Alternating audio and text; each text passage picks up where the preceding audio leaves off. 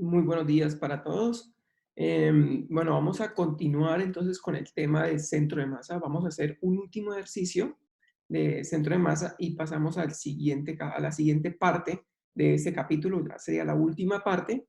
Y bueno, ya con eso terminaríamos el tema, ¿listo? De este tercer capítulo. Entonces, voy a compartirles pantalla. Ujú.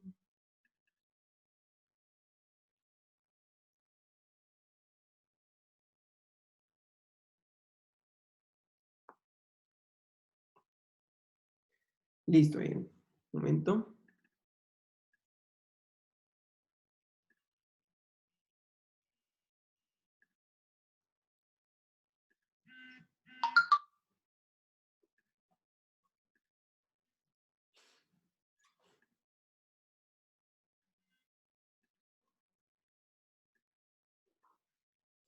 Listo. Bien. Entonces, bueno, aquí terminamos la clase pasada, hicimos este ejercicio, el ejercicio de una lámina delgada, calcularle el centro de masa a esa lámina. Y bueno, para calcularle el centro de masa a esa lámina delgada, lo que hicimos fue coger toda la lámina y separarla en pedazos, ¿sí? Entonces, la separamos en tres pedazos. Aquí yo no sé por qué se borró. Bueno, la separamos en tres pedazos y cada uno de esos pedazos le colocamos su centro de masa. Separamos esta lámina así y la separamos por acá, ¿no? Por acá. ¿Listo? Le colocamos el centro de masa a cada uno de esos pedacitos. El centro de masa acá, el centro de masa aquí y el centro de masa por acá. ¿Listo? Y entonces calculamos cada una de esas láminas rectangulares como si estuviera toda concentrada en ese punto de centro de masa. ¿Listo? Entonces ubicamos los centros de masa, esos centros, esos puntos que están en el centro de cada una de esas figuras y al final, y después miramos las masas, ¿sí? Las masas que las calculamos como la densidad por el área. Entonces, básicamente la técnica, o en resumidas cuentas, la técnica lo que busca es convertir un objeto continuo que se pueda convertir en sólidos o en objetos de geometría regular, o sea, una geometría conocida, en partículas, ¿sí? Entonces, un sistema continuo en un sistema de partículas, ¿listo? Y nosotros sabemos cómo calcular el sistema de partículas o el centro de masa de un sistema de partículas. Bien, entonces vamos a hacer el otro problema, el último problema. Ponerlo por acá. Ya lo tengo por acá listo. Así que lo voy a copiar acá y a pegarlo acá. Este sería el ejercicio. Entonces, dice, la lámina que se muestra en la figura tiene una densidad de masa sigma uniforme, ¿sí? Y se le hace, o entonces dice, si se le hace un hueco de radio A, como se muestra, calcule el centro de masa. Entonces, el hueco es un hueco de forma circular, ¿sí? Se le hace el hueco a una distancia 2A de uno de los bordes de la lámina, ¿sí? Y entonces el centro de masa de esa figura ya es un poco más complicado eh, porque digamos, le quitamos un pedazo al objeto original, que es la lámina delgada. ¿Sí? Entonces la lámina es una lámina de densidad uniforme, la misma densidad en todos los puntos de la lámina, ¿sí? Y le hicimos un hueco en uno de los extremos, ¿listo? Ese hueco sabemos en dónde está. Está a 2A en X y 2A en Y del borde superior derecho. Y sabemos también que el hueco tiene un radio A. ¿Listo? Ese hueco tiene un radio A. Entonces, lo que hay que hacer acá es calcular el centro de masa de este sistema. Para calcular el centro de masa de un sistema que tiene un hueco, la técnica que generalmente se utiliza es considerar que ese hueco es un pedazo de lámina, pero con densidad, perdón, con masa negativa, ¿sí? Entonces, la idea de esta técnica es algo así como considerar, es algo así como considerar, perdón, como considerar la lámina delgada sin el hueco, ¿cierto? Así sin el hueco, y sumarle un hueco o una lámina de masa negativa. Entonces, lámina sin el hueco y, como ponemos aquí, lámina circular de masa negativa. ¿Sí? Entonces, esa es como la técnica. Una lámina sin hueco, ¿listo? Más un pedazo de lámina, pero con densidad, con masa negativa. Entonces, si pudiéramos en la naturaleza conseguir un pedazo de material de masa negativa, supongamos que lo que podemos hacerlo, ¿sí? No es posible, pero supongamos que se pudiera hacer. Entonces, al coger ese pedazo de lámina circular de radio A, como se muestra en la figura, de radio A, que tiene 5A, 5A.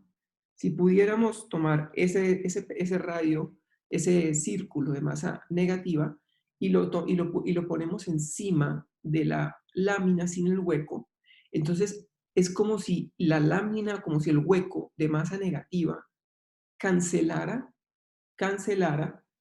la misma superficie de masa positiva en la placa, ¿sí? Entonces, si ustedes cogen el hueco, el pedazo de círculo de masa negativa y lo ponen encima de la lámina, entonces como si estuvieran cancelando la masa positiva de la lámina con la masa negativa de ese pedazo, de este círculo. ¿Sí? Y al final no quedara nada. Entonces, como si al final quedara el hueco. ¿Sí? Esa es como la técnica, digamos así como en términos generales, que se trata acá. Obviamente sabemos que no es posible, ¿sí? Que no es posible conseguir un pedazo de masa negativa. Sin embargo, es digamos, un artificio matemático y físico para poder encontrar el centro de masa de un objeto cuando se le hace un hueco, ¿sí? Cuando se le hace un hueco. Y entonces voy a borrar esto que acabo de hacer aquí abajo. Voy a borrar esto.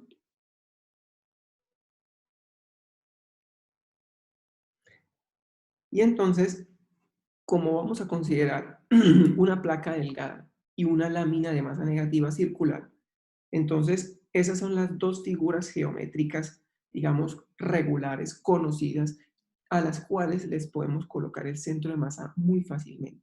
Entonces, el centro de masa de la placa delgada está en toda la mitad, ¿cierto? Entonces, podemos decir que, digamos, aquí está la mitad. Eh, a ver, bueno, más o menos por acá. Más o menos por acá. En realidad, ahí no quedó en toda la mitad.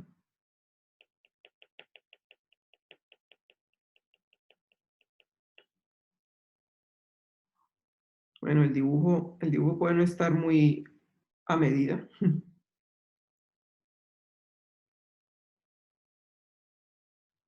Tampoco es la mitad.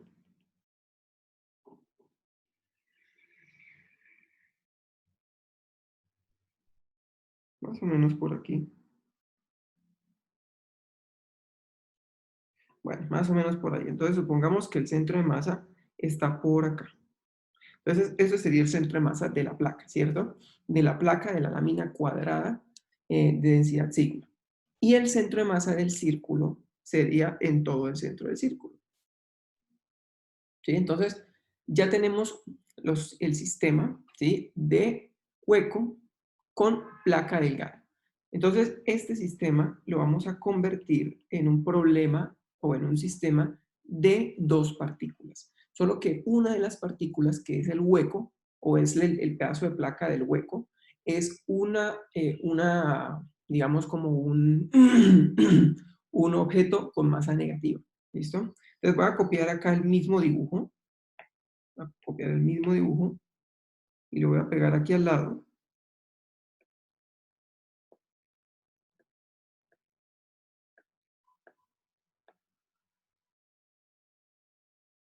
Por ahí. Y voy entonces a quitar la placa, voy entonces a quitar ese hueco y voy a dejar solamente los puntos de los centros de masa. Le voy a quitar esto, este 2A, este 2A lo quito, el hueco lo vamos a quitar. Ok,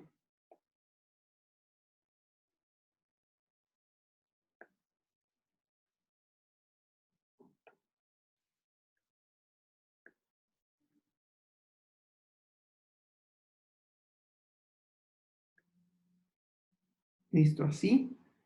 Quitemos el 5A y este 5A también. Listo, entonces nos quedaron simplemente esas dos masitas puntuales, ¿cierto? Y podemos entonces definir cuál es la posición de la masa, de esta masa acá en X y de esa masa por acá en Y.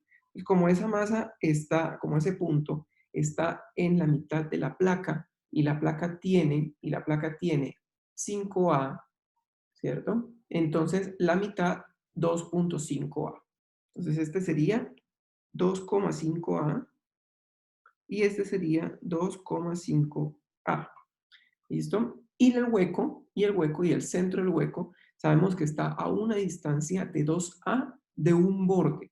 Por lo tanto, la masita desde este punto va a estar a una distancia de 3A, ¿cierto? A una distancia de 3A. Entonces, voy a colocar acá, por aquí y por acá la posición de ese punto, que sería 3A, 3A y por aquí 3A. Listo, entonces ya tenemos ubicadas las masas. Borrar esto. Listo, entonces ya tendríamos ubicadas las masas. Ahora tenemos que definir las masas de esos dos puntos. Esta, esta de acá, digamos que tiene una masa M1 y esta una masa M2. ¿Listo? Entonces la masa M2, que es la que corresponde al hueco, la que va a representar el hueco, tiene una masa negativa. ¿Sí? Es negativa. Entonces pongámosla aquí al lado. M1 y M2. Entonces, M1 es la placa, ¿cierto? Es la placa. Y la placa tiene una densidad sigma. Por lo tanto, cuando vayamos a calcular el área, siempre lo calculamos como la densidad de la placa multiplicado por el área de ese cuadrado, ¿cierto? O por el área de la figura. En este caso, la figura tiene el lado 5, es un cuadrado, por lo tanto, el área es 25A al cuadrado. ¿Listo? Sería 25A al cuadrado. Listo. Y la masa 2 es una masa es negativa, por lo tanto, le ponemos el menos y va a ser sigma multiplicado por el área de ese hueco, ¿cierto? Por el área del hueco. El hueco tiene un radio de A igual a, por lo tanto, el área de ese hueco es pi por A al cuadrado. Entonces siempre es sigma, que es la densidad, multiplicado por el área. Y el área es el área de la figura geométrica. ¿Listo? Es el área de la figura geométrica. Bien, entonces ya tenemos las masas. Una de esas masas es negativa. Físicamente eso sería un error, digamos. Uno no podría encontrar una masa negativa en la naturaleza. Pero, pero, este, pero digamos que en términos prácticos la técnica, esto es algo así como un artificio para poder resolver o para poder calcular el centro de masa de este tipo de sistemas, ¿listo? Ya tenemos las masas y ya tenemos las posiciones de las masas. Entonces, ahora tenemos que calcular el centro de masa de este sistema de partículas. Son dos partículas, una con masa negativa, ¿sí? Entonces, la masa negativa se pone en las fórmulas normalmente, o sea, como una masa, solo que va con menos, ¿sí? Es la única diferencia. Va con menos en las fórmulas. Entonces, calculen ustedes el centro de masa de este sistema, ¿sí? Calculen el centro de masa de este sistema. Es un sistema que ya conocemos, ustedes ya lo saben resolver. Son dos partículas, el centro de masa como el producto de la masa de una partícula por la posición de la partícula, ¿sí? Más la masa de la otra partícula por la posición de esa otra partícula dividido entre la suma de las masas. Entonces, con eso calculen el centro de masa de este sistema de dos partículas y ya lo vamos a resolver, ¿listo? Entonces traemos ahí 5 minutos porque, digamos, no es tan extenso. Trabajemos 5 minutos y ya lo vamos a desarrollar.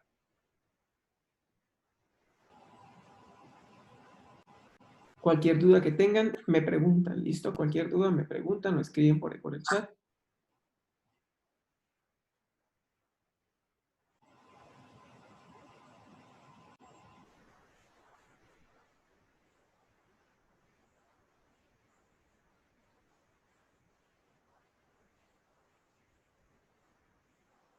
Profesor,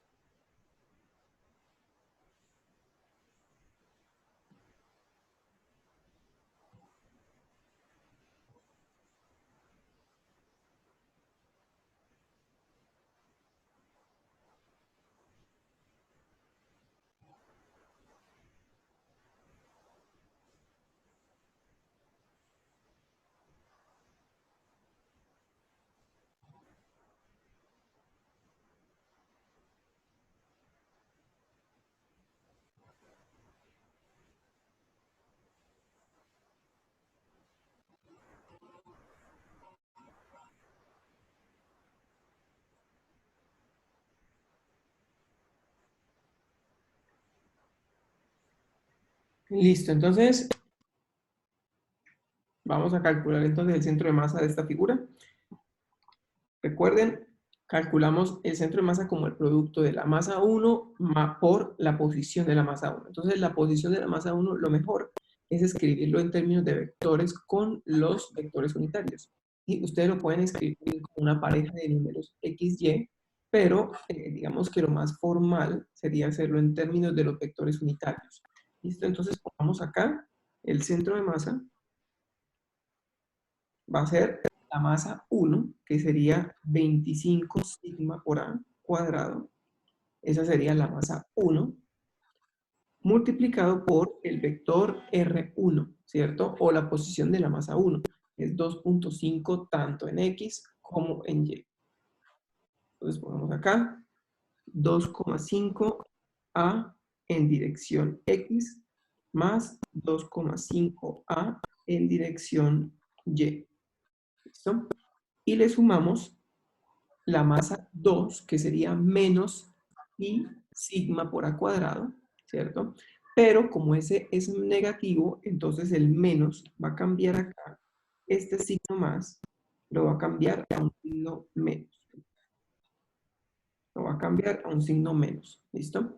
Menos pi por sigma por A al cuadrado multiplicado por el vector posición de la masa 2. Y la masa 2 está 3A en X más 3A en Y. Dividimos todo esto.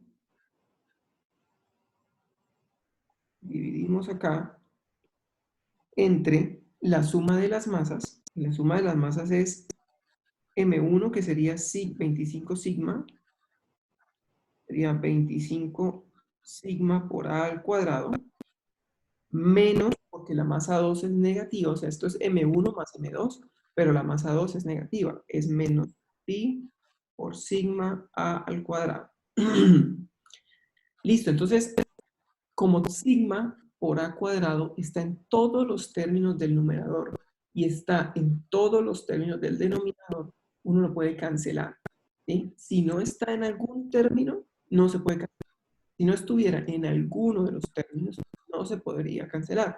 Aquí se puede cancelar sencillamente porque está en todos los términos. ¿Listo? Porque está en todos los términos. Entonces uno puede llegar a decir acá, sigma por A cuadrado lo cancelamos.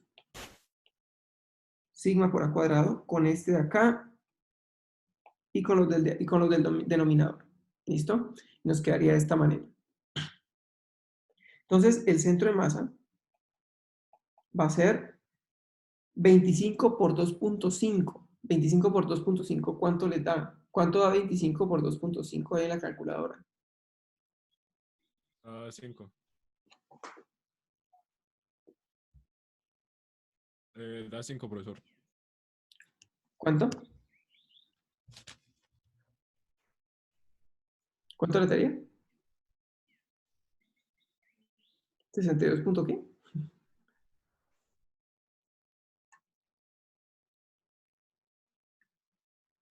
62.5. Entonces acá 62,5 A en dirección Y más 62,5 A en dirección J. Estamos multiplicando el 25 por cada uno de los términos dentro del paréntesis. Y lo mismo acá, menos 3pi por A en dirección Y, menos 3pi por A en dirección J. Y todo lo dividimos entre 25 menos pi. ¿Listo? Entre 25 menos pi, que fue lo único que quedó. Entonces, sumamos lo que se pueda sumar en dirección Y y sumamos lo que se pueda sumar en dirección J. Entonces, en dirección Y nos quedaría de la siguiente manera. Quedaría el vector posición igual 62,5A, que está en dirección Y, menos 3pi por A en dirección J. Entonces, dice que aquí puedo factorizar de una vez A. Voy a factorizar de una vez A. Menos 3pi. Todo esto sacamos A, porque es común en ambos términos, en dirección Y. Y también lo que tenga dirección J, es decir, esto de aquí y esto de acá. Entonces quedaría más 62,5 menos 3pi por A en dirección J. ¿Listo? Entonces sumamos lo que tenga I, sumamos lo que tenga J y factorizamos A porque es común en ambos casos. Dividido entre 25 menos pi. Entonces, aquí lo único que nos hace falta es decir cuánto es 62.5 menos 3pi, es decir, cuánto es esta división, cuánto es 62.5 menos 3pi entre 25 menos pi. Entonces, ¿cuánto le da eso en la calculadora? ¿Cuánto le da 62.5 menos 3pi dividido entre 25 menos pi?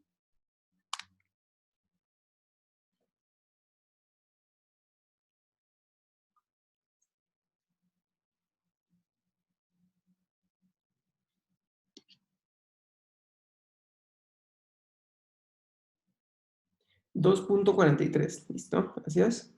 Entonces voy a borrar acá. Entonces esa división quedaría, a ver, quedaría R igual 2,43 A en dirección I, y el otro también, el otro es lo mismo, el otro es dividir esto, esta división de acá, ¿cierto? Otra vez dividirlo, es decir, otra vez 2,43 A en dirección J. Y como esto ya es la respuesta, entonces, bueno, en realidad esto no tiene unidades, no sabemos A en qué unidades está, simplemente lo dejamos así.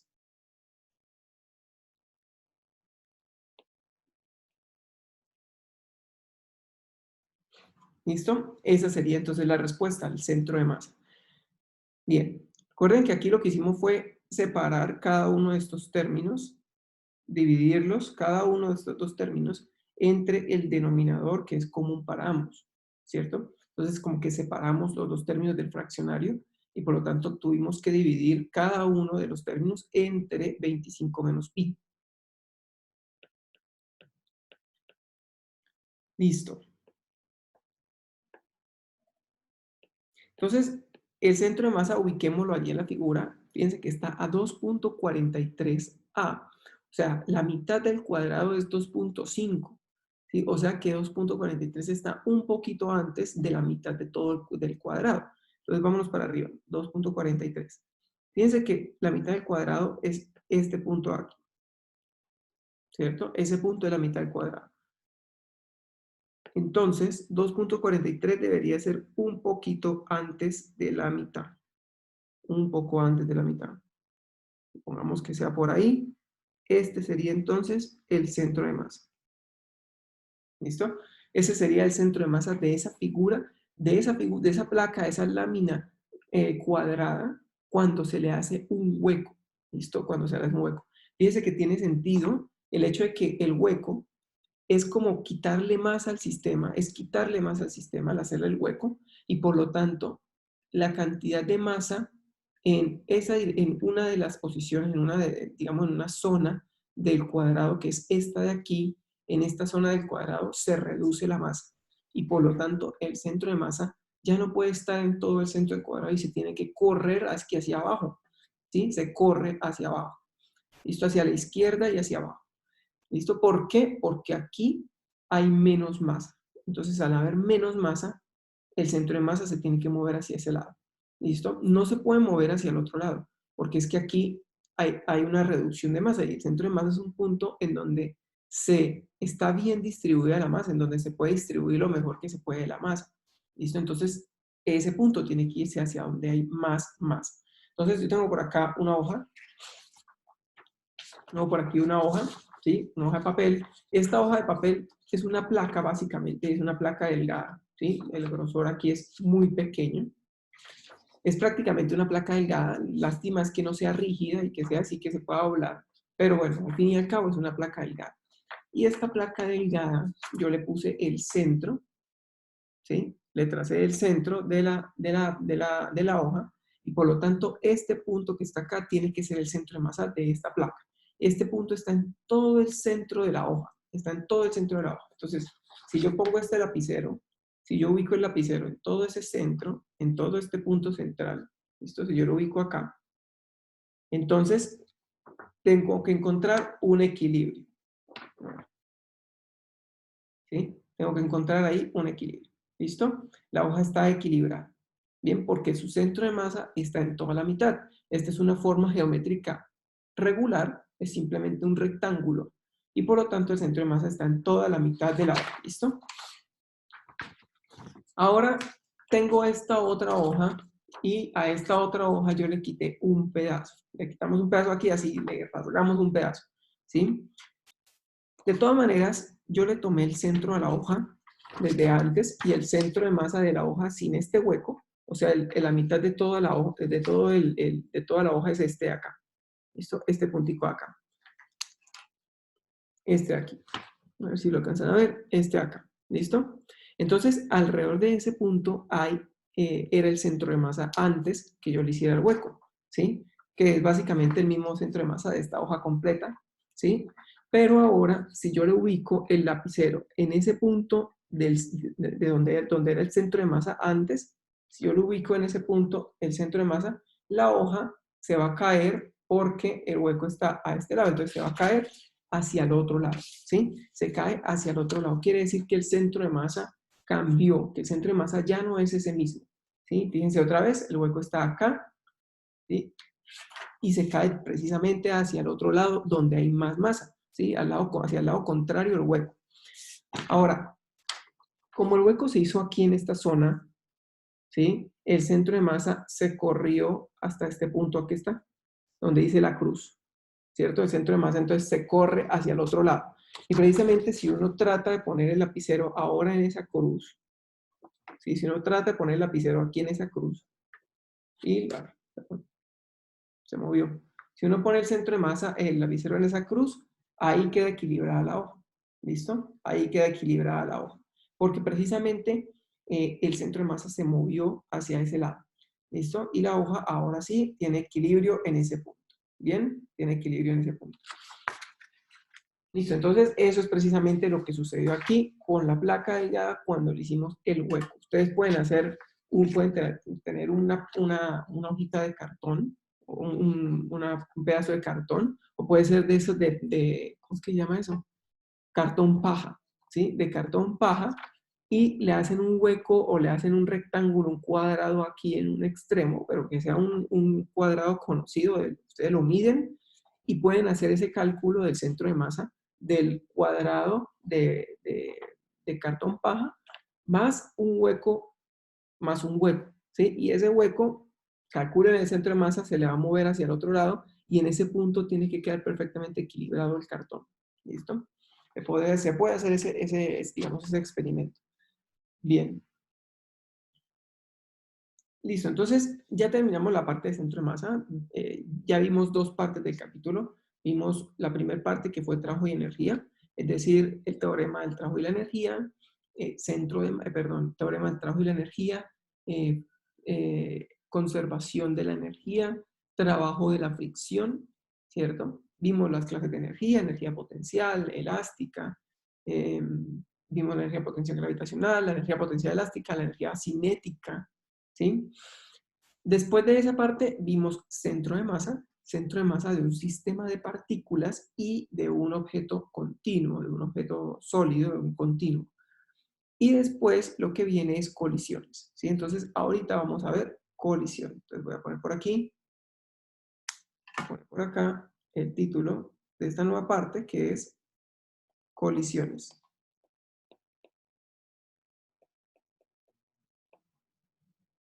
Listo. Entonces, ese sería el nuevo tema.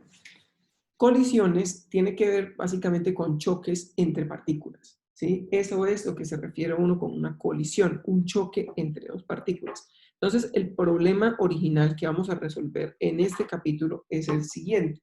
Supongan que tenemos dos objetos, ¿sí? Supongan que tenemos dos objetos. Tenemos estos dos objetos, ¿sí? Los dos objetos van a colisionar entre ellos. Entonces, nosotros sabemos de alguna manera las velocidades que llevan los objetos que van a colisionar, ¿sí? Entonces, sabemos con qué velocidad llegan a colisionar. Imagínense que que este se mueve a 5 metros por segundo hacia la derecha y este pequeño se mueve a 3 metros por segundo hacia la izquierda. Entonces, ambos se están moviendo, sabemos con qué velocidad van, luego colisionan, chocan, y ellos dos pueden separarse, pueden irse así, pueden irse pegados, así, ¿sí? Entonces, pueden hacer varias cosas, ¿sí? El punto es que queremos calcular con qué velocidades salen después de la colisión, ¿sí? Sabemos con qué velocidad llegan a chocar, y la pregunta es, ¿con qué velocidades entonces salen de la colisión?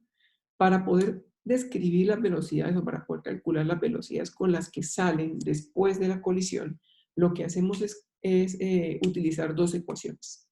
Una de ellas es la conservación del momento lineal del sistema. ¿Listo? No la conservación del momento lineal de este, ni la conservación del momento lineal de este. La conservación del momento lineal de los dos, o sea, de la suma de ambos. ¿Listo? De la suma de ambos. Y también la conservación de la energía. Entonces, en otras palabras, lo que vamos a hacer para describir la colisión es utilizar las leyes de conservación, tanto del momento lineal como de la energía. Entonces, comencemos por la conservación del momento lineal. ¿Listo? Vamos a empezar por eso. Déjame un momentico, acá conecto. Vuelvo a conectar.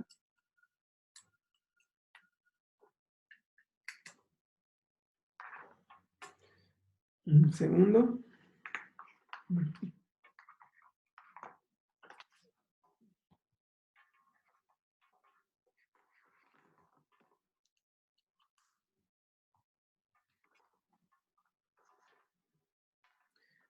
Voy a conectar aquí también el computador. Listo. Entonces, Profe, ¿sí? ¿usted va a subir esta clase? Sí, de esta clase vamos a subir. Hoy subo las clases, porque hacen falta algunas. Ah, listo, profe. Solamente están en falta algunas de la semana pasada. Entonces hoy subo las clases. Listo, profe, gracias. Bueno, entonces pongamos aquí, por acá, la primer parte de esto, que sería la conservación del momento. Poner aquí con verde. Conservación del momento lineal. Del momento lineal. El momento lineal de una partícula, recuerden que nosotros lo vimos cuando vimos la segunda ley de la, perdón, la segunda no, cuando vimos la ley de Newton, lo primero que hicimos, el segundo capítulo, fue el momento lineal, ¿cierto? La cantidad de movimiento de un objeto. Y esa cantidad de movimiento dijimos que la representamos por la letra P y era el producto entre la masa y la velocidad del objeto. ¿Listo? O sea que no solamente depende de la masa, no solo depende de la velocidad, sino también de la masa del objeto para poder definir cuánto se está moviendo. ¿Listo? Entonces, esta cantidad masa por velocidad es la que se va a conservar. ¿Sí? Entonces vamos a hablar de la conservación de esa cantidad de masa por velocidad. Listo, entonces, de la segunda ley de Newton, o a partir de la segunda ley de Newton, de la segunda ley de Newton, escribamos la segunda ley de Newton. La segunda ley de Newton, como la usamos normalmente, es así. Sumatoria de fuerzas, que en realidad es algo así como la fuerza total, o la fuerza neta, o la fuerza resultante, ¿sí? Es igual a la masa por la aceleración. Esto es lo que normalmente hacemos, pero ahorita no vamos a utilizar la forma como masa por aceleración. Vamos a utilizar la forma más general de momento, de la segunda ley de Newton que vimos cuando vimos la segunda ley de Newton en el capítulo anterior. La forma más general no es masa por velocidad. Masa por velocidad es solo cuando el sistema no pierde ni gana masa, ¿sí? Cuando la masa es constante. Pero, y recuerden cuando hablamos de la bola de nieve que va cayendo por una colina y va aumentando su masa. Bueno, entonces, la forma más general de la segunda ley de Newton está en realidad escrita en términos de el cambio del momento en el tiempo. ¿Listo? Esa sería la forma más general de momento de la segunda ley de Newton. La fuerza es igual al cambio de momento en el tiempo. ¿Listo? Bien, entonces esta ecuación nos permite establecer qué condición tiene que cumplir el sistema para que el momento total del sistema se conserve. Entonces, ustedes ven esta ecuación y ¿qué pueden concluir de ella? ¿Qué condición o qué debe pasar en el sistema para que el momento se conserve? Es decir, para que el momento sea constante. Que se conserve quiere decir que es constante, ¿no? Que se conserve quiere decir que es constante. Entonces, ¿qué condición ustedes ven de esa ecuación que se tiene que cumplir para que el momento de la partícula sea constante?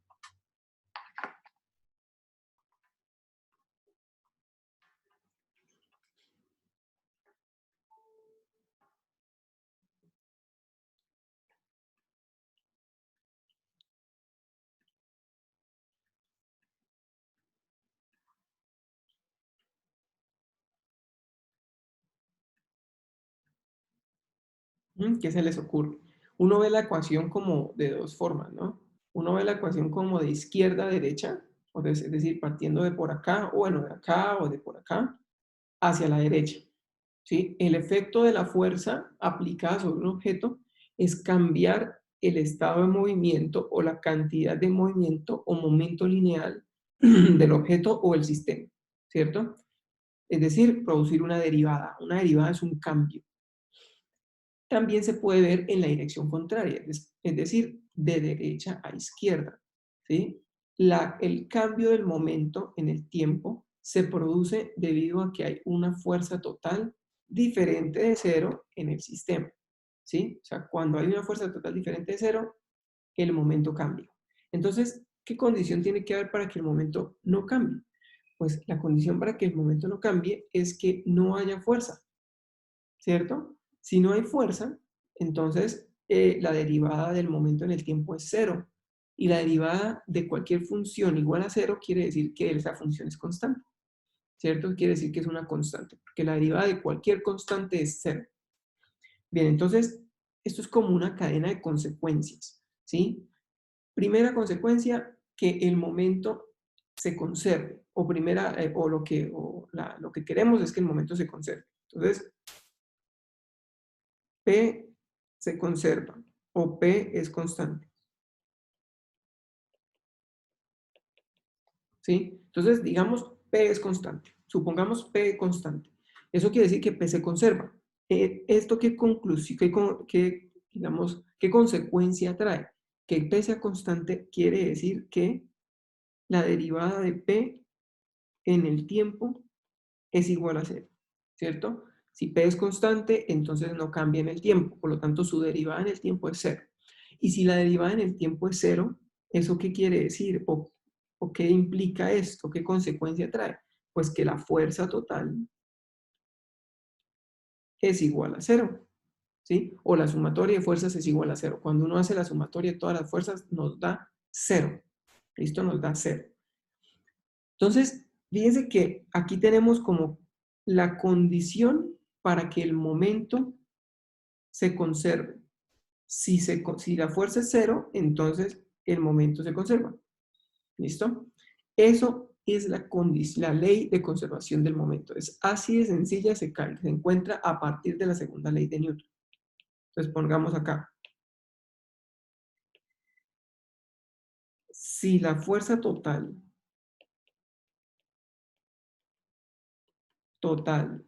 sobre un sistema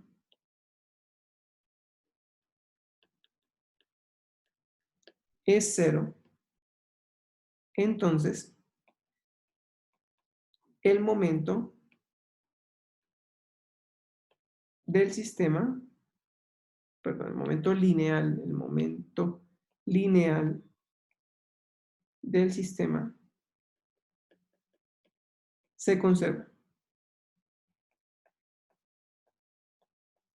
¿Listo? El momento lineal del sistema se conserva. Si la fuerza total sobre un sistema es cero, entonces el momento lineal se conserva. Fíjense que esto es algo parecido a cuando vimos la conservación de la energía. Cuando vimos conservación de la energía dijimos, si la fricción es cero, es decir, si no hay fuerzas de tipo no conservativas, si la fricción es cero, entonces la energía mecánica se conserva. ¿cierto? Entonces podíamos hacer energía inicial igual a energía final y calcular alguna cosa. Aquí pasa lo mismo. Momento, si la fuerza total es 0, entonces el momento se conserva. Siempre hay una condición para que haya alguna conservación, ¿sí? Siempre debe haber una condición para que haya alguna conservación. Si el sistema cumple con esa condición, entonces nos sirve la conservación. La conservación la podemos utilizar. ¿Listo? De lo contrario, no se podría. De lo contrario, no se podría. Listo, entonces estas leyes de conservación son supremamente importantes. Son supremamente importantes porque es que cuando ustedes tienen algo que se conserva, quiere decir que en el tiempo ese sistema va a tener esa misma cantidad igual todo el tiempo. Todo el tiempo va a tener la misma cantidad, ¿cierto? Es decir, si el momento total del sistema nos da 200 kilogramos por metro por segundo, ¿sí? Si nos da 200 kilogramos por metro por segundo, que es masa por velocidad, entonces en el tiempo sigue siendo 200 kilogramos por metro por segundo y por allá en 30 días sigue siendo 200 kilogramos por metro por segundo, ¿sí? Sigue siendo el mismo momento. Un ejemplo a nivel de gran escala en el universo es el mismo universo. Si el mismo universo, ¿sí?, está aislado, o sea, supongan que estamos dentro de algún borde, que nuestro universo tiene algún límite, ¿sí?, y que no es infinito, sino que tenga algún límite, supongámoslo, ¿sí? Entonces el universo estaría aislado de cualquier otra cosa, ¿cierto? Estaríamos en el universo estaría aislado. Entonces, como el universo nadie le está aplicando fuerzas al universo, no hay nada que le esté aplicando fuerza al universo porque fuera de él no hay nada, entonces el momento del universo sería el mismo durante toda la eternidad, desde su origen, ¿sí?, hasta su fin. El momento lineal sería el mismo durante toda la eternidad. Entonces, si ustedes pueden conocer el momento lineal del universo, podrían de cierta manera tratar de conocer o tratar de entender cómo evoluciona el universo, si conocen su momento inicial. O sea, si saben que el universo comenzó con 1.000.000 de kilogramos, un ejemplo, ¿no? 1.000.000 de kilogramos por metro por segundo, ¿sí? Entonces, esa cantidad se va a conservar durante toda la historia del universo, ¿bien? Lo mismo que con la energía, si nosotros sabemos que un objeto que se encuentra por aquí a una altura h desde la mano, ¿sí?, o desde el piso, supongan que esté el piso, una altura h, nosotros sabemos qué altura, conocemos su energía inicial, ¿sí? Podemos saber con qué velocidad llega a la mano cuando lo soltamos. Entonces, si conocemos la energía al comienzo, podemos conocer la energía en todo momento después, porque es la misma, ¿sí? Porque se conserva, ¿sí? Entonces, eso nos da una posibilidad para entender y poder calcular algunas cosas en los sistemas. Vamos a utilizar la conservación del momento, pero antes vamos a entender por qué, bueno, el momento se conserva o qué condiciones puede tener, sobre todo cuando hay fuerzas, acción y reacción, ¿sí? Cuando tenemos fuerzas de acción y reacción, el momento se puede conservar. Por ejemplo, ¿a qué me refiero con fuerzas de acción-reacción? Supongan que tenemos dos objetos. Un objeto por acá, otro objeto por acá. Supongan que esas dos son masas, masa 1, masa 2, y ellas interactúan por medio de fuerzas gravitacionales. ¿Listo? Entonces, están interactuando por medio de unas fuerzas gravitacionales de este estilo. ¿Listo? O sea que ambas como que se están atrayendo entre ellas. Esta fuerza llamémosla la fuerza de la masa 1 sobre la masa 2, y esta es la fuerza de la masa 2 sobre la masa 1. Entonces, esta sería la masa 2 y esta sería la masa 1. ¿Listo? Esta fuerza es la fuerza de la masa 1, o sea, de la otra masa, que le ejerce a la masa 2. O sea, la masa 2 siente una atracción hacia la otra. ¿Listo? Y lo mismo para la 1. La 1 siente una atracción hacia la 2 porque la masa 2 le está ejerciendo esta fuerza de acá. ¿Listo? Le está ejerciendo esa fuerza. Entonces, esas fuerzas F1,2 y F2,1 son fuerzas de acción y reacción, ¿sí? La masa 1 le ejerce una fuerza a la 2 y la 2 le responde a la 1 con una fuerza de la misma magnitud, pero en sentido contrario. ¿Listo? Entonces, esas dos masas tienen fuerzas de acción-reacción. Y ustedes saben qué pasa cuando hay una fuerza de acción-reacción. Uno sabe que cuando hay fuerzas de acción-reacción, una de las fuerzas es menos la otra. ¿Por qué una de las fuerzas es menos la otra? Porque son iguales en magnitud, pero en sentido contrario. ¿Listo? Son iguales en magnitud, pero en sentido contrario. Listo, entonces ya tenemos digamos, las fuerzas de acción-reacción. Ahora, ¿qué sucede cuando uno hace sumatoria de fuerzas? Si ustedes quieren hacer la sumatoria de fuerzas, ¿cierto? Si hacemos la sumatoria de fuerzas, sería F12 más F21. O sea, hacemos la sumatoria de las fuerzas. ¿Listo? Suponiendo que no hay más, solamente esas dos. Entonces, ¿qué sucede? Como las dos fuerzas son pares de acción-reacción, la fuerza 1,2 es menos la fuerza 2,1. ¿Y qué sucedió? Se cancelaron entre ellas. ¿Sí? Se cancelan entre ellas. Al final, la fuerza total sobre ese sistema es 0. ¿Listo? Entonces, entre esas dos fuerzas de acción-reacción, ellas dos se suman y al sumarse se cancelan porque van en sentidos contrarios. Son de igual magnitud, pero en sentidos contrarios. En otras palabras, uno está tirando para un lado y el otro tira para el otro. ¿Listo? Entonces, al final se cancelan como como se hace ese juego de la cuerda, que unos tiran para un lado y otros tiran para el otro. Y si ambos tienen la misma fuerza, pues no se va a mover para ningún lado. ¿Cierto? La cuerda se va a quedar ahí quieta. ¿Sí? Entonces, esto es lo que sucede acá. ¿Bien? Aquí un ejemplo un poco más traído a nuestro planeta, ¿sí? No tanto la fuerza gravitacional por allá entre los objetos, sino entre dos objetos, pero aquí ya en la Tierra. Pongan aquí el piso y un objeto sobre el piso. Entonces, cuando ustedes ponen, a ver, un momentico. Exactamente, aunque es como lo de la normal, ¿sí? Es como lo de la normal. Lo que pasa es que el peso no se lo puede escribir aquí porque el peso tiene su fuerza de acción-reacción con el peso de la misma Tierra, ¿sí? En cambio, la normal sí es entre el bloque y la superficie. Entonces, por ejemplo, ¿a qué me refiero con eso? Me refiero a lo siguiente. El bloque está sobre el piso, entonces hay una fuerza normal, ¿cierto? Una fuerza normal. Pero el piso también le ejerce una fuerza, pero el bloque también le ejerce una fuerza al piso. Entonces, si quieren, quitemos el piso. No voy a poner el piso para no confundir con el piso. Voy a quitar el piso y más bien voy a poner otro bloque.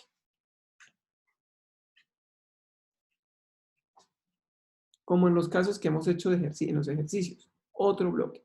¿Listo? Entonces, normal 1, 2 es la normal que el bloque de abajo le ejerce al bloque de arriba. Que el bloque 1 le ejerce a 2. O sea que este sería el bloque 1 y este sería el bloque 2. Entonces, esa normal N1, 2 es la normal que el bloque de abajo le ejerce al bloque de arriba. El bloque de arriba siente la normal que ejerce el de abajo. Pero el de arriba también le responde al de abajo y le ejerce una fuerza normal de la misma magnitud, pero en sentido contrario.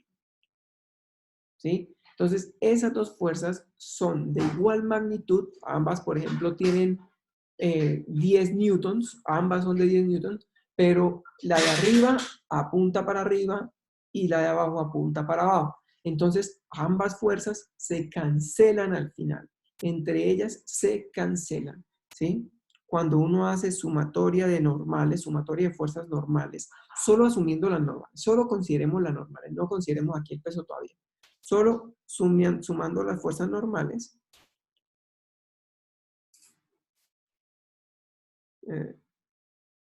haciendo sumatoria de fuerzas, quedaría así, ¿cierto? Haciendo sumatoria de fuerzas. Fuerza positiva para arriba, fuerza negativa para abajo, y al final, como ambas son de igual magnitud, 0. ¿Listo? Entonces, entre las normales se cancelan ellas se cancelan entre ellas. Bien, por lo tanto, en ese caso, digamos que el sistema se le conservaría el momento. ¿Listo? Se le conservaría el momento. Bien, ahora, como dice por aquí, como escribieron por acá, claro, entre la normal y el peso, esas fuerzas se cancelan, ¿cierto? Y por lo tanto, el peso y la normal, al cancelarse, hacen que el momento se conserve. Por eso cuando ustedes ponen un objeto sobre la mesa, ¿cierto? Y hay equilibrio entre la normal y el peso, por esa razón, ese objeto no se mueve, no cambia su momento, ¿sí? No cambia su estado de movimiento. Bien, ¿listo? Esa es, digamos, como una condición para que el momento se conserve. Sí, está acá. Esa notación verde es importantísima, es la conservación del momento. ¿Listo? La conservación del momento lineal. Bien, normalmente uno habla de la conservación de la energía, pero en realidad, una de las leyes más importantes de naturaleza, más importante que la conservación de la energía, es la conservación del momento. Es una ley más fundamental que la conservación de la energía. ¿Listo? En muchos casos, uno puede esperar que la energía no se conserve, pero que sí se conserve el momento.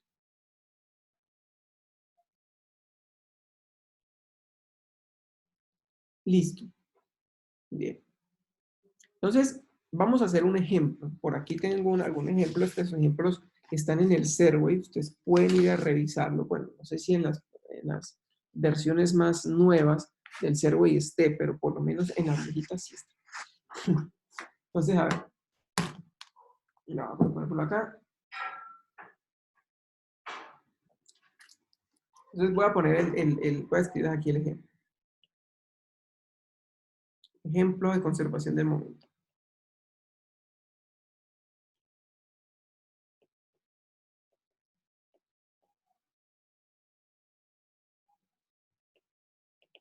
Entonces, ejemplo de conservación del momento. Dice lo siguiente.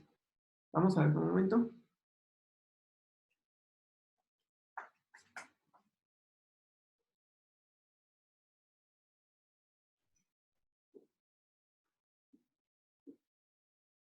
Dice, una máquina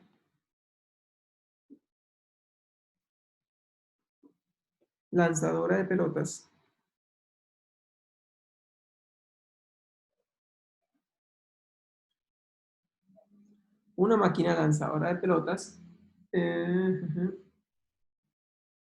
de 50 kilogramos está sobre una superficie sin fricción.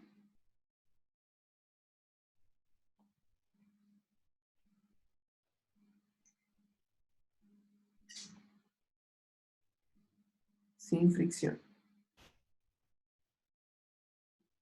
¿Listo? Está sobre una superficie sin fricción.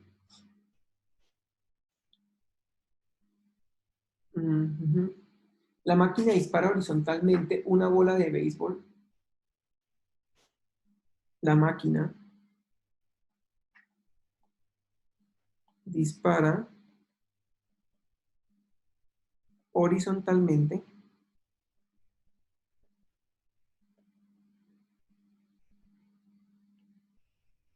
una pelota de béisbol.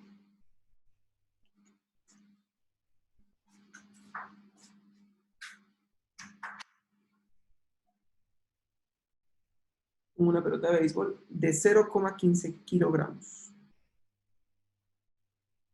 De 0,15 kilogramos. Con una velocidad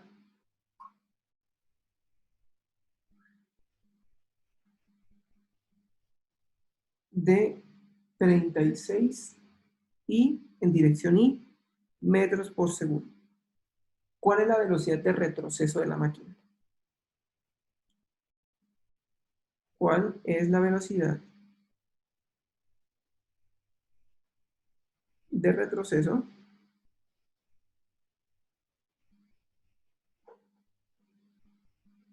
de la máquina? ¿Listo? Ese sería el ejemplo. Una máquina lanzadora de pelotas de 50 kilogramos, la máquina tiene 50 kilogramos, está sobre una superficie sin fricción. Y la idea de ponerla sobre una superficie sin fricción es que que no hayan fuerzas, digamos, en el sistema, ¿listo? Actuando sobre el sistema. La máquina dispara horizontalmente una pelota de béisbol de 0,15 kilogramos con una velocidad de 36 metros por segundo. ¿cuál es la velocidad de retroceso de la máquina? Bien, entonces, básicamente el ejemplo es muy similar a una pistola, ¿sí? La pistola dispara una bala y cuando dispara una bala, la pistola sí tiene un retroceso. Bien, la pistola tiene un retroceso. Si la persona no tiene, digamos, bien firme la pistola, y la persona no tiene la pistola bien firme en la mano, pues lo más seguro es que cuando dispare, la pistola le impulse la mano hacia atrás, ¿sí? Porque tiene una velocidad de retroceso. Entonces, aquí vamos a calcular precisamente la velocidad de retroceso, pero no de la pistola, sino de una máquina de lanzadora de pelotas. ¿Listo? De esas que utilizan para practicar béisbol o de esas que utilizan para practicar tenis. ¿Listo? Bien. Entonces puedo hacer el dibujo aquí de la máquina lanzadora de pelotas con la pelota saliendo, ¿no? Entonces, pongamos por aquí el piso, que recuerden, es una superficie o es un piso sin fricción. Es un piso sin fricción. Y por acá vamos a dibujar la máquina. La máquina que tiene aquí unas rueditas. Sí, tiene unas ruedas.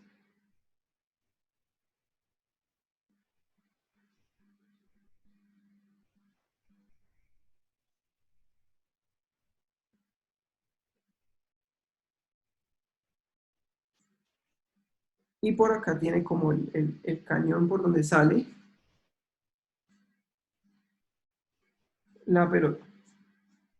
Donde sale disparada la pelota.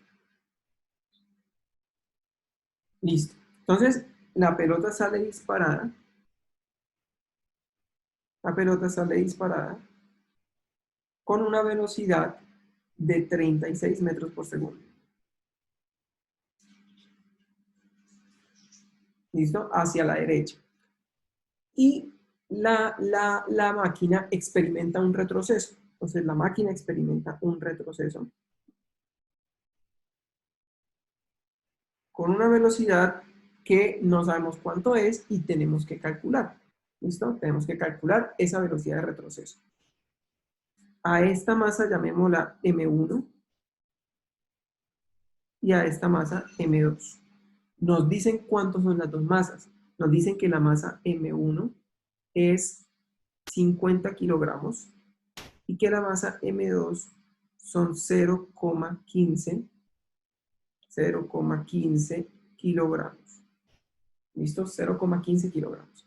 Entonces, ya tenemos todo dibujado. Ya tenemos la máquina que dispara una pelota. La pelota sale con una velocidad de 36 metros por segundo.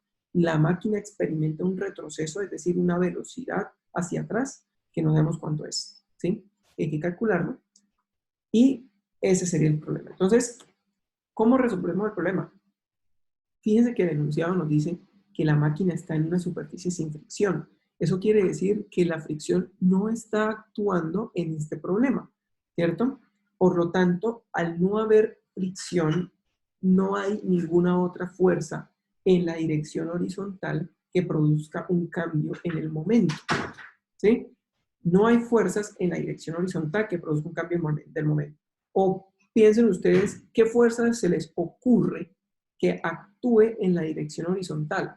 Yo sé que en la dirección vertical hay fuerzas, ¿sí? Yo sé que hay fuerzas. Está el peso, está la normal con el piso, ¿listo? Pero esas dos se cancelan. O sea, en dirección vertical el movimiento, el sistema no se mueve. Además, el movimiento es horizontal, ¿sí? El movimiento es horizontal. Entonces, en dirección horizontal, ¿qué fuerzas actúan sobre la máquina o sobre el sistema? ¿Encuentran ustedes alguna fuerza que actúa en el sistema en dirección horizontal? Si encuentran alguna fuerza, por favor escríbala ahí en el chat, es importante. ¿Sí? Si la escriben por ahí en el chat, podemos analizarla y tratar de entender si efectivamente está actuando o no. ¿Listo? Si a ustedes les ocurre alguna fuerza que actúe en dirección horizontal, escriban. ¿Listo? Por lo pronto, en este sistema parece que no hay fuerzas actuando en dirección horizontal, ¿cierto? Parece que no hay. O sea, sencillamente, para que haya alguna fuerza, ustedes tendrían que empujarlo o que existiera fricción, de manera que cuando la máquina retrocede, pues la fricción actúa sobre la máquina, ¿sí? Por ejemplo. Pero por lo pronto, no hay fuerza sobre la máquina, ¿listo? Ni sobre la pelota en dirección horizontal. Ignoren, por ejemplo, la resistencia al viento, que puede ser una fuerza en dirección horizontal, pero ignoremos. Supongamos que no hay viento, ¿sí? Entonces, como no hay fuerzas, el momento se conserva. Como no hay fuerzas en dirección horizontal,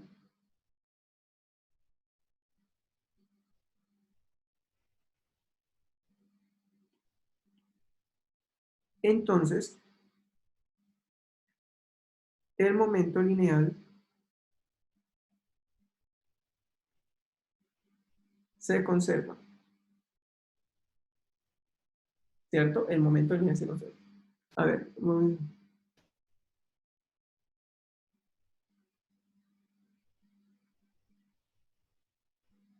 puede ser. Lo que pasa es que sí puede ser. O sea, uno puede sacar el momento lineal de la pelota y utilizarlo con el de la máquina para calcular. Eso es precisamente lo que uno va a hacer al final, ¿sí? Entonces, como no hay fuerzas en la dirección horizontal, entonces el momento lineal se conserva. ¿Listo? ¿Qué quiere decir que se conserve? Quiere decir que cuando la máquina está quieta y no ha disparado nada, la máquina está con velocidad cero, ¿cierto? Está ahí quietecita esperando a disparar la primera pelota. ¿Qué pasa cuando dispara la pelota? La pelota sale con una velocidad y la máquina retrocede, ¿sí? O sea, tiene una velocidad también, pero hacia atrás. Entonces, vamos a tener dos instantes. Un instante cuando la máquina está quieta y otro instante cuando dispara la pelota, ¿sí? Entonces, uno puede decir que el momento inicial, habíamos hablado inicial como P sub 0, es igual al momento final. Algo así como la energía, solamente que ahora es con el momento, ¿sí? Algo así como la energía, solo que ahora es con el momento. Entonces, el momento inicial es igual al momento final. ¿Esto qué quiere decir? Que el momento inicial en la máquina es cero. ¿Por qué el momento inicial de la máquina y la pelota son cero? Porque ambos están quietos, ¿cierto? La máquina está con la pelota ya lista para dispararla, pero está quieta, ¿sí? Está quieta. Luego dispara la pelota sale con una velocidad y la máquina retrocede. Ese sería el momento final. Entonces, el momento final sería la masa 1 por la velocidad 1. ¿Listo? Que como la velocidad 1 va hacia la izquierda, entonces le vamos a poner un menos. ¿Listo? O bueno, quitemos el menos. Se lo voy a dejar así. ¿Listo? Lo voy a dejar así. Así, masa 1 por velocidad. ¿Listo? Y ya vamos a ver ahorita si lo hubiéramos puesto en menos, qué pasaba. ¿Listo? Dejémosla sin el menos. Entonces, masa 1, que es la masa de la máquina por la velocidad de la máquina, más la masa de la pelota, que es la masa 2, ¿cierto? Por la velocidad de la pelota, que es la velocidad 2, que sería algo así como esta velocidad de 36 metros por segundo. ¿Listo? Esa sería la velocidad 2. Entonces, fíjense que el momento que se va a conservar no es el momento de la pelota sola, ¿sí? Y no es el momento de la máquina, es la suma, ¿listo? Es la suma de ambos momentos, es el momento total del sistema. Y el sistema no es solo la pelota, el sistema es la máquina más la pelota, ¿listo? Entonces, es ese momento del sistema que se conserva. Ya con estos valores que tenemos aquí, podemos reemplazar 0 igual a la masa 1, que sería la masa de la máquina, 50 kilogramos, por la velocidad 1, que sería la velocidad de la máquina, más la masa 2, ¿cierto? La masa 2, que sería la masa de la pelota. La masa de la pelota es 0,15 por la velocidad 2, que sería, ¿cuánto fue? 36. ¿Listo? Entonces fíjense que aquí ya podemos calcular. Ya podemos de aquí resolver el problema. Pasamos 0.5. ¿Cuánto es 0.5 por 36? ¿Cuánto les da 0.5 por 36?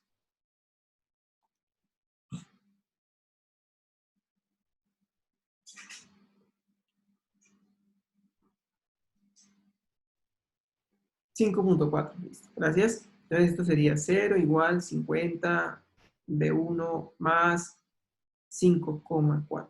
Entonces despejemos B1. B1 sería menos 5,4 porque pasa para el otro lado negativo, sobre 50. Entonces, ¿cuánto sería eso?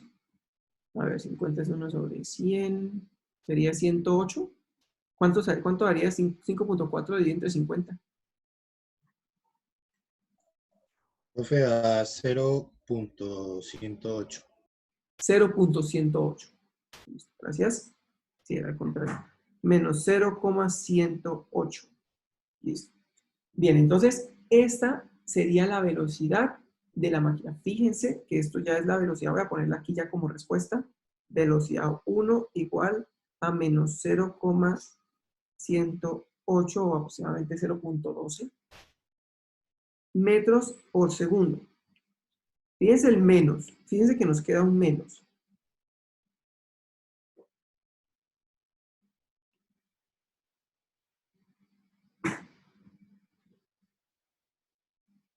Fíjense que nos quedó el menos, y el menos lo que nos indica es que precisamente la velocidad es hacia el otro lado, hacia la izquierda, ¿sí? Tomamos positivo hacia la derecha, negativo hacia la izquierda.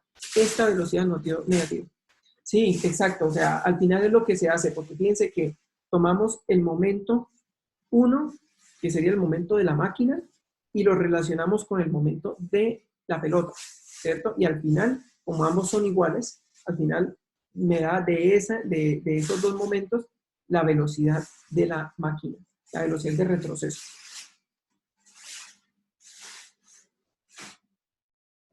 Listo, entonces esto, de esa manera podemos calcular la velocidad con la que retrocede la máquina. ¿Listo? Con un principio, digamos, simple, que es la conservación del momento. Fíjense que realmente esto no tiene mucho de complicado, simplemente es momento inicial, 0, es el análisis físico, de pronto lo que es un poco más difícil, ¿sí? El análisis físico. Es decir, el momento inicial es 0 porque ambos están quietos. Y si no aplicamos ninguna fuerza sobre ellos, es decir, en otras palabras, si ustedes, por ejemplo, no empujan la máquina, ¿sí? Si ustedes no tienen que pegarle como algunas máquinas que pronto se traban y tienen que pegarle un puño para que empiecen a funcionar. Ahí ya no funciona la conservación del momento, ¿sí? Porque ustedes le tienen que pegar, tienen que empujarla, tienen que aplicarla una fuerza, ¿cierto? Para que la máquina funcione. Entonces, ahí ya no sería la conservación del momento, ¿sí? Porque ya le están aplicando fuerzas. Pero si no le aplican ninguna fuerza, la máquina está quieta y de un momento a otro, ¡pum!, sale a disparar una pelota, entonces la conservación del momento actúa y hace que la máquina retroceda. ¿Listo? Fíjense que retrocede con una velocidad de 0,12, básicamente 0,12. Y la pelota sale con 36 metros por segundo. O sea, la pelota sale con 36 metros por segundo y la máquina retrocede con 0,12. O sea, la velocidad de retroceso es mucho más pequeña que la velocidad con la que sale la pelota. ¿Por qué razón? Sencillamente porque la máquina tiene una mayor masa, ¿sí? La máquina tiene una masa más grande que la pelota, por eso retrocede con una velocidad más pequeña. ¿Listo? En otras palabras, inercia. Fíjense que aquí utilizamos prácticamente todos los principios de la ley de Newton. Primera ley de Newton, la inercia. La máquina retrocede con una velocidad más pequeña porque tiene una mayor masa, es decir, tiene más inercia, más resistencia al movimiento. Por lo tanto, una velocidad más pequeña. Segunda ley de Newton, como no hay ninguna fuerza actuando en dirección horizontal, el momento se conserva. Segunda ley de Newton, sumatoria de fuerzas igual al cambio de momento en el tiempo. Tercera ley de Newton, fuerzas de acción-reacción. La máquina tiene que lanzar, tiene que ejercer una fuerza sobre la pelota, ¿cierto? Pero ¿qué sucede? La pelota también le ejerce una fuerza de reacción a la máquina. Entonces, como no habían fuerzas externas, las únicas fuerzas que hay ahí son internas, son allá internas en la máquina. Y esas fuerzas internas son las fuerzas de acción-reacción, ¿cierto? La máquina le ejerce una fuerza a la pelota, pero la pelota también le ejerce una fuerza a la máquina. Por eso la pelota sale y la máquina retrocede. ¿Listo? Por esas fuerzas de acción-reacción. Y como son internas, se cancelan entre ellas y al final podemos garantizar la conservación del momento. Todas las leyes de Newton están aplicadas aquí en este problema, ¿sí? Aunque se vea así como muy fácil, todas las leyes de Newton están aplicadas acá. Listo. ¿Alguna pregunta? ¿Preguntas?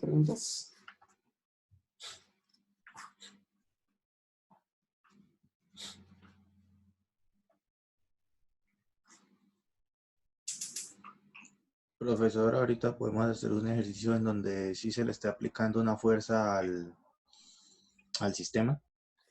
En donde se le esté aplicando una fuerza al sistema. A ver, lo que pasa es que un ejercicio en donde se le aplica una fuerza al sistema son, por ejemplo, los que hicimos al principio. Cuando se le aplica una fuerza al sistema, lo que hacemos es sumatoria de fuerzas, es decir, leyes de Newton. Recuerden este ejercicio.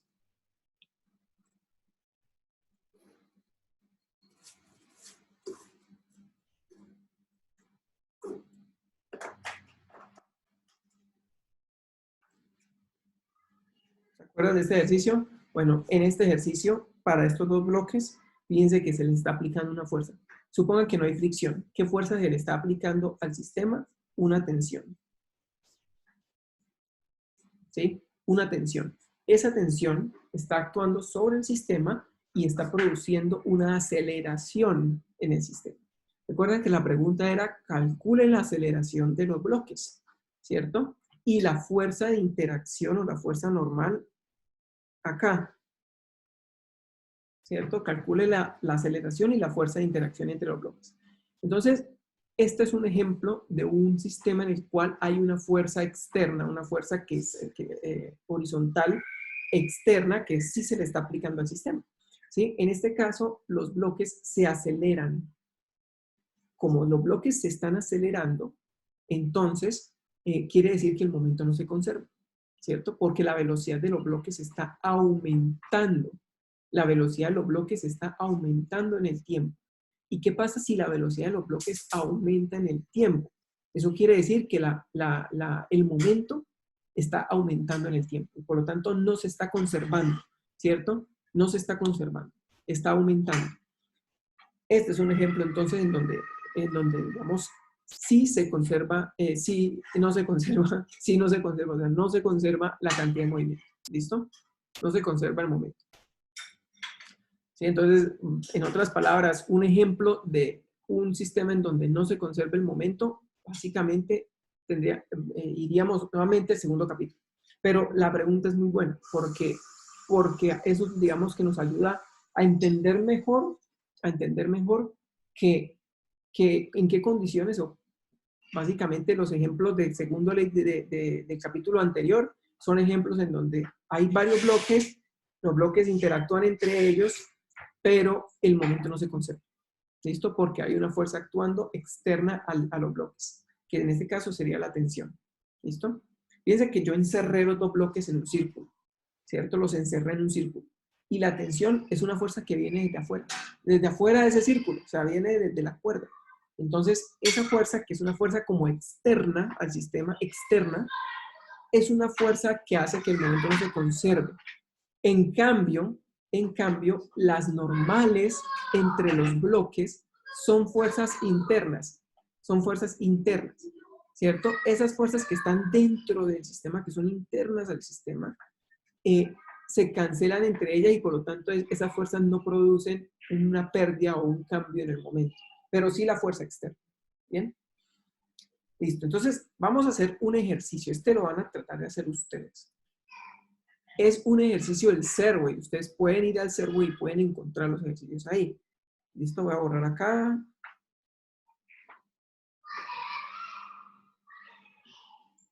Voy a borrar aquí. A ver, este de aquí. Listo, entonces, ejemplo.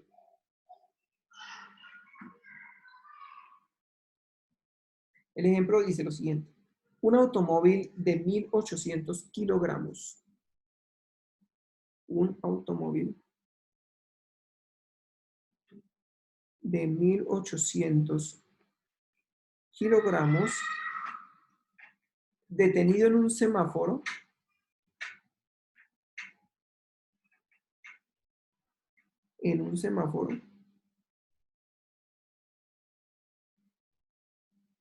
es golpeado por detrás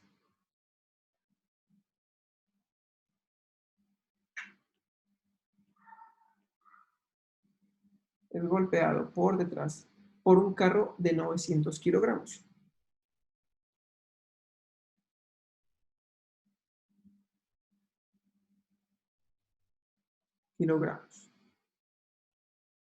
Y los dos quedan enganchados.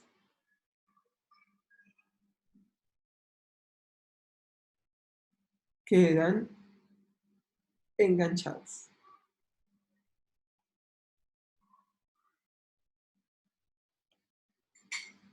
Si el carro más pequeño se movía a 20 metros por segundo, afortunadamente iba despacio. Si el carro más pequeño, no mentira, no tan despacio, iba más bien rápido. Iba como más bien rápido. Si el carro más pequeño se movía a 20 metros por segundo, el carro más pequeño se movía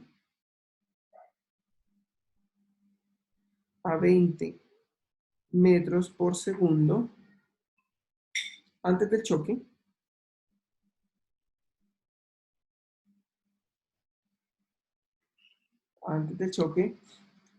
¿cuál es la velocidad de la masa enganchada después del choque? ¿Cuál es la velocidad de la masa enganchada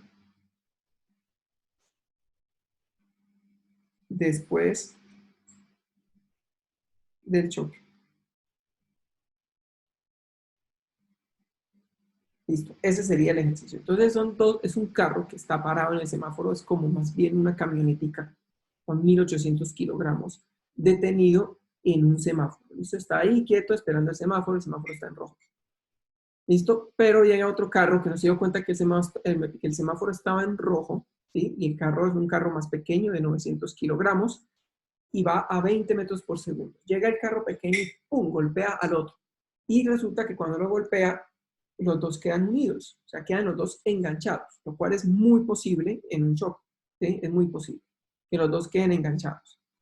Si el carro más pequeño se movía a 20 metros por segundo, antes del choque, ¿sí? O sea, llegó y golpeó con 20 metros por segundo, ¿cuál es la velocidad de los dos enganchados después del choque? O sea, ¿con qué velocidad van a moverse después de que chocan? Bien, entonces esa sería la pregunta.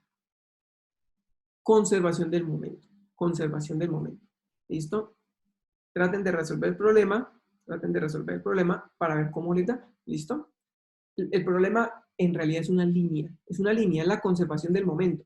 ¿Listo? Bueno, no es una línea, son más, pero digamos que lo que tienen que resolver es una línea. La ecuación para resolver el problema en una línea, que es la conservación del momento, y calculen entonces la velocidad con la que salen los dos. ¿Bien? Cualquier duda que vayan teniendo, me preguntan. Cualquier duda, me preguntan.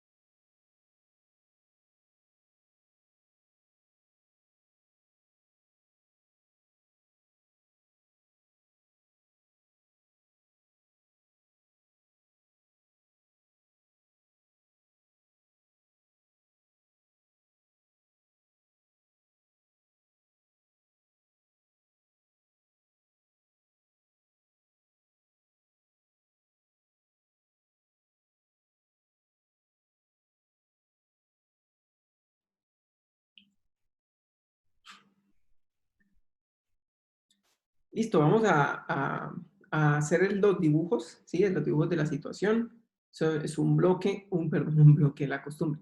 Es un carro, ¿cierto? Que está parado en un semáforo, entonces vamos a dibujar aquí. El carro.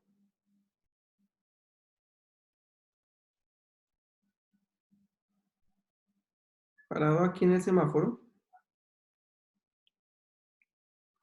A ver. Lo voy a dibujar acá mejor. Un carro por aquí.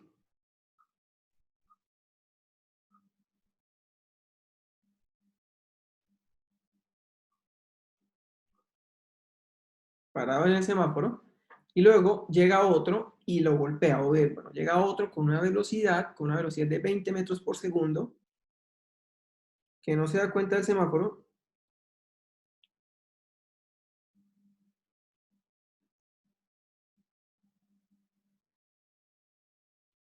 ¿Listo? Y va a golpear al carro que está detenido en el semáforo. Entonces, este de aquí tiene una velocidad hacia allá de 20 metros por segundo. Digamos que esta es la velocidad 1. Digamos que esta es la velocidad 1, o sea, el carro 1, ¿bien? Y el otro pues sería el carro 2. Entonces este sería el carro 1 y el carro 2.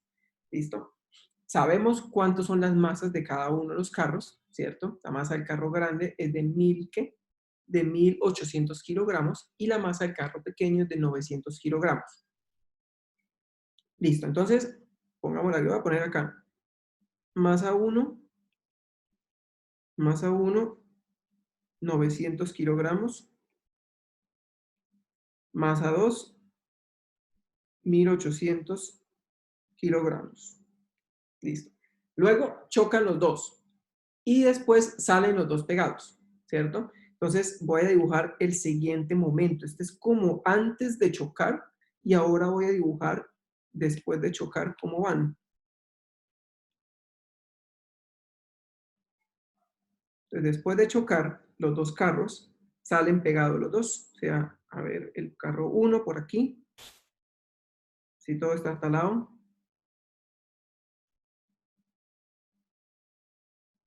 Que sale pegado con el carro más grande.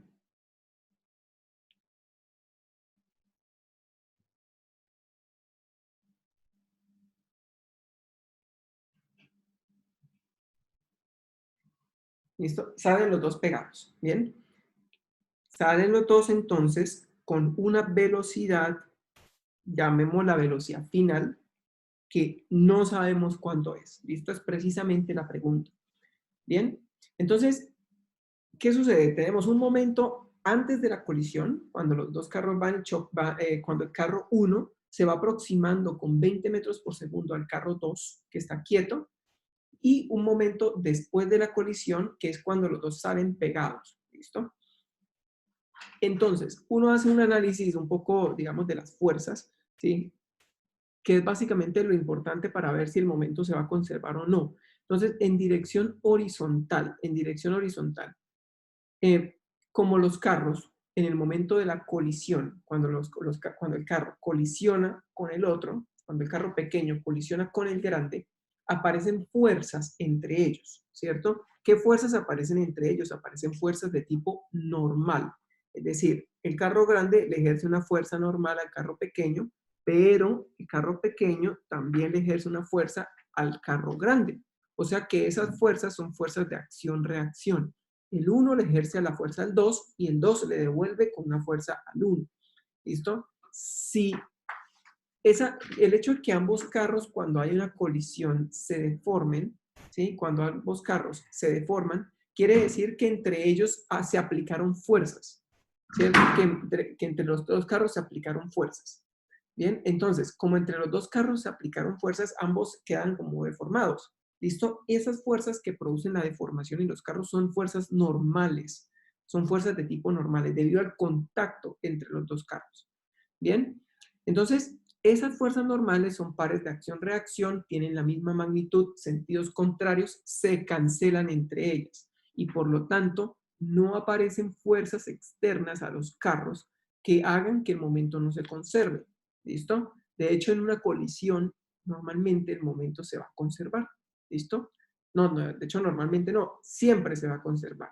Entonces, en este caso, el momento se conserva. Bien, como el momento se conserva, eso quiere decir que el momento antes de la colisión debe ser igual al momento después de la colisión. Momento inicial debe ser igual al momento final, ¿cierto? Entonces, el momento inicial, recuerden, es la suma de los momentos de ambos objetos, es decir, de ambos carros. El primer carro sería el carro de 900 kilogramos, es decir, masa 1 por velocidad 1, más la masa 2 del carro 2 por su velocidad 2, ¿cierto? Pero ¿qué sucede con la velocidad del carro 2? Inicialmente es 0, porque estaba parado en el semáforo esperando a que el semáforo cambiara. Entonces, como estaba detenido, no tiene velocidad. Y al no tener velocidad, pues no tiene momento. Entonces, el momento inicial del sistema solo corresponde al carro 1. ¿Listo? El carro 2 no tiene. Y el momento final es el momento de ambos carros, es decir, del carro 1 que se mueve con una velocidad BF, ¿cierto? Más el carro 2 que se mueve con una velocidad BF también. ¿Por qué la misma velocidad? Porque el enunciado dice que después de chocar, los carros salen, ¿cómo es que dice? Salen enganchados. Es decir, ambos carros salen con la misma velocidad porque van pegados. ¿Listo? Entonces, conocemos las masas de los carros y conocemos la velocidad 1 antes del choque. Entonces, conocemos todo. ¿Bien? Lo único que nos hace falta es la velocidad final. Por lo tanto, masa 1 por velocidad 1 igual a la suma de las masas por la velocidad final. Reemplacemos los datos. Sería masa 1, 900 kilogramos, velocidad 1, 20 metros por segundo. Masa 1, 900 kilogramos, masa 2, 1800 kilogramos por la velocidad que no conocemos, ¿cierto? Esa velocidad que no sabemos todavía cuánto es. Entonces, 900 por 20 sería 1800. 1800. 900 más 1800 sería 2700, ¿cierto? 2700. Pues 18.000. 18.000. Ah, ya, sí. 900 por 20. Falta un 0, sí. Gracias. Y al otro lado 27.000, 2.700, ¿cierto? Bien, entonces pasamos a dividir 2.700 y quedaría 18.000. 18.000 dividido entre 2.700 es la velocidad final. Entonces cancelamos dos ceros y nos queda 180 entre 27. ¿Cuánto sería 180 entre 27?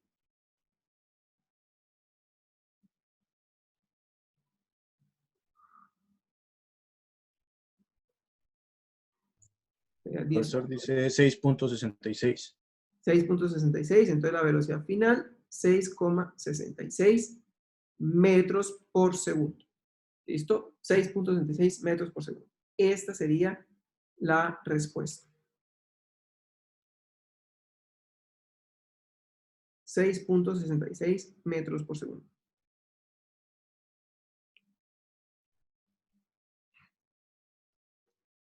¿Listo? Básicamente lo que pasa es que el carro, si llega el carro pequeño de 900 kilogramos con una velocidad de 36 metros por segundo y choca con el otro que tiene 1800 kilogramos, ¿cierto? 1800 kilogramos da el doble de masa, Entonces los dos carros cuando salen, después de colisionar, como salen pegados los dos, lo cual es muy posible en una colisión, que los carros queden pegados, cuando salen después de la colisión, salen con una velocidad más pequeña que la velocidad con la que llegó el carro. La razón por la cual sale con una velocidad más pequeña es porque ahora la masa es más grande, ¿cierto? Ahora la masa es de 2.700 kilogramos cuando salen pegados. Eso quiere decir que aumenta la inercia del sistema y por lo tanto la velocidad se tiene que reducir, ¿cierto? Si aumenta la masa, la velocidad se reduce. ¿Listo? La velocidad se reduce. Y por lo tanto, Profe, una pregunta. ¿sí? Cuando salen pegados, ¿es inelástico o elástico? Cuando salen pegados es inelástico. Ujú, es inelástico. Lo que pasa es que todavía no hemos hablado de elástico o inelástico porque la elasticidad o inelasticidad del sistema está relacionado con la conservación de la energía. ¿Sí? Está relacionado con la conservación de la energía. En estos ejercicios que hemos hecho hasta el momento, sabemos la velocidad de uno de los objetos cuando sale, ¿cierto? O sea, en este caso de los carros, conocemos la velocidad de uno de los objetos, sabemos que la velocidad de los objetos después de la colisión es la misma, porque salen pegados. Entonces, en este caso en particular no necesitamos de la conservación de la energía. Pero, ¿qué sucedería, por ejemplo, yo les pongo el caso, en que los carros no salgan pegados? Que también es un caso, ¿cierto? Si ustedes han visto, de pronto, seguro que han visto choques entre dos carros, que llega un carro, le choca al otro y los dos y sale y se separan, ambos se separan, ¿cierto? Pero salen con velocidades distintas. Entonces, ¿qué pasa si ambos carros después del choque salen con velocidades diferentes? Entonces, esta velocidad de aquí sería diferente a esta. O sea, tendríamos que ponerle algo así como velocidad final 1 y velocidad final 2. Esa ecuación que está ahí, con dos incógnitas, velocidad final 1 y velocidad final 2, no se puede resolver porque tendríamos dos incógnitas, ¿cierto? Las dos velocidades finales. Entonces, para un tipo de colisión en el que ambos salen con velocidades distintas, necesitamos una ecuación adicional. Esa ecuación adicional es la conservación de la energía. ¿Listo? Es la conservación de la energía. Pero para la conservación de la energía ya tenemos que ver si la colisión es de tipo elástica o es de tipo inelástica. ¿Listo? Y en ese, ya sabiendo si la colisión es elástica o inelástica, ya podemos utilizar conservación de energía para resolver el problema. ¿Listo? Por lo pronto, ambos salen con la misma velocidad. Por lo tanto, la conservación del momento es suficiente para resolver el problema. ¿Listo? Ya en la otra clase vamos a ver la otra parte de la conservación de la energía. Listo. ¿Preguntas? Profe, ¿Sí? no se le olviden los PDFs, porfis. Ah, listo. Tengo aquí todo este PDF que no le he subido. Se lo voy a subir hoy. Listo. Hoy le subo el PDF y le subo las clases que hacen falta a la carpeta. Listo. Para que estén ahí pendientes si necesitan ver algo. Gracias, profe. Listo. Bueno. Profe, qué pena, ¿para cuándo se queda el parcial? Yo creo que está quedando para la próxima semana, de pronto, por ahí, de pronto con la misma metodología o de pronto la hacemos a mitad de semana, no lo sé. ¿Sí? Lo más seguro es que la otra semana terminemos temas. Si acaso no alcanzamos, porque falta hacer algún ejercicio o alguna cosa por el estilo, terminamos el otro lunes, el lunes siguiente, y el examen lo dejamos por ahí para mitad de semana o finales de la semana siguiente. ¿Bien? Entonces puede quedar para el otro fin de semana o en 15 días, más o menos. O sea, ahí tenemos que revisar más o menos la disponibilidad del tiempo, de cómo vaya evolucionando el tema. ¿Sí? Listo, profe. Bueno, otra cosa, ya para terminar. Prometido ya para terminar. El próximo lunes festivo, lo mejor es hacer la clase, porque ahorita está muy complicado la disponibilidad de salones. Sí, está difícil la disponibilidad de salones. Se ha tenido que estar recuperando muchas clases y es complicado cuadrarlo. Entonces, tratemos de hacer la clase el lunes festivo y si de pronto alguien necesita o no puede asistir el lunes festivo, cuadramos una tutoría en la tarde para resolver cualquier duda, ¿listo? O puede ser el martes para que no utilicemos más el festivo. En mi opinión no debería haber clase el festivo, pero la universidad no le importa lo festivo, no lo ha considerado, así que pues lo mejor es hacerlo. Y si alguno no puede, por alguna razón, ¿sí? Entonces grabamos el video, la subimos ese mismo día para que lo revisen más tarde y cualquier duda nos reunimos el martes en una tutoría y aclaramos cualquier duda sobre el tema, ¿listo? Bien, entonces nos vemos la próxima semana, el próximo lunes. Que estén muy bien. Buen día, buen fin de semana para todos. Hasta luego. Chao, profe. Gracias, profe. Chao. Bueno, hasta luego, con gusto.